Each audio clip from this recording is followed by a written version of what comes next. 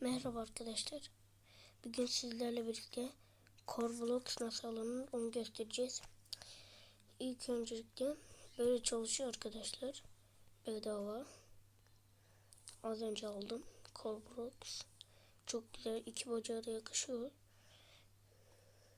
Şimdi sizlere oyunun adını söyleyeceğim. Bekleyin bir dakika. Oyunumuzun adı yeni özel efekt eşyaları arkadaşlar. Bu oyuna giriş yapıyorsunuz hemen. Hemen giriyorsunuz arkadaşlar. Bak şu tek bacaksız var. Bu tek bacaksız almayın. Bu gelmiyor. Zaten 37 binlik sayılarda koyuyor. Aslında bunu almayın.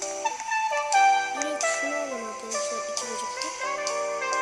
Bunda 67 binlik sayılar. Sadece şöyle tıklayın. Zaten size geliyor. Gelmezse de yorumlarda bana yazarsanız abi bana gelmedi. Şimdi böyle oldu. Ben size bunu koymadım. Kodda da alabiliyorum. Ben kod kullanmadan aldım. Size kodunu vereceğim. Şöyle tıklarsanız gelir. Bazen öyle gelmiyor arkadaşlar. Ben size kodunu